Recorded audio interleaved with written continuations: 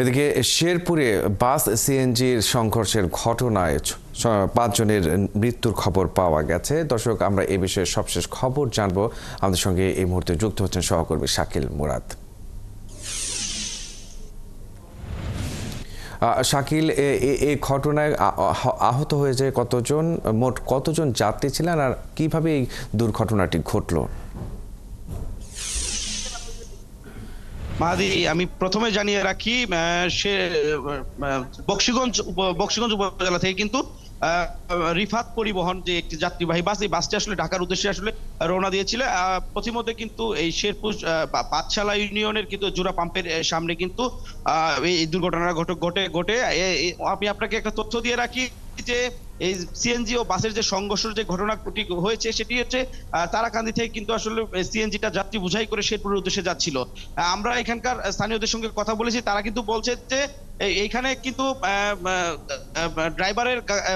CNG ড্রাইভারের গাফিলতির কারণে মূলত আসলে এই দুর্ঘটনা ঘটেছে, যার ফলে কিন্তু আসলে ঘটনাস্থলে আসলে ৫ জনের আসলে মৃত্যুর ঘটনা ঘটেছে।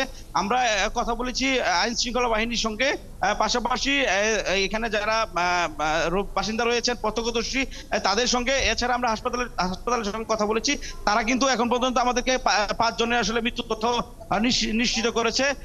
তবে কোনো জায়গা থেকে কিন্তু আসলে ৬ জনের মৃত্যুর তথ্য আমরা শুনেছি। তবে আইন শৃঙ্খলা বাহিনী বরাত দিয়ে যে আমাদেরকে তথ্য জানানো হয়েছে, এতে করে ৫ জনের আসলে মৃত্যু হয়েছে। আমরা একটু কথা বলতে চাই এখানকার একজন প্রত্যক্ষদর্শীর সঙ্গে, যিনি আসলে ঘটনা সরাসরি দেখেছেন। আসলে আপনি তো ঘটনা কেমনে হয়েছে আপনি তো দেখেছেন, প্রত্যক্ষদর্শী, আসলে আপনার কাছ থেকে আসলে জানতে চাচ্ছি বিস্তারিত। ঘটনা হলো, মানে আমি প্রথম থেকে ছিলাম না, আমি আইসা দেখলাম এখানে মানে একদম ওই যে দুর্ঘটনা ঘটছে আমাদের শেরপুর থেকে ঢাকা হাইওয়ের উপরে।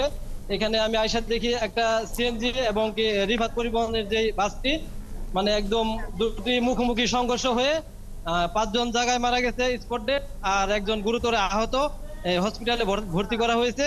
তবে আমার আপনাদের মাধ্যমে আমার সরকারের কাছে বিনীত অনুরোধ থাকবে যে এই রুটঘাটের যে চলাচলের, বিশেষ করে ছোট গাড়িগুলা সিএনজি অটো রিক্সা বা এইগুলো মানে বড় দূরপাল্লার বাসগুলো, এরা বিশেষ করে হাইওয়ের উপর যে চলাচল করে এমন দ্রুতগামী চলাচল করে যে একদম মানে একদম বলার মতো না, নিয়ন্ত্রণ মানে একদম মানে কন্ট্রোল করাই সম্ভব না। একটা মানে কোনো কিছু হইলে, এই কিছুদিন আগে আমার নিজের চাচা, আমি আমার সামনে দুর্ঘটনা, একদম মানে একটা বড় বাস মেরে দিয়ে চলে গেছে।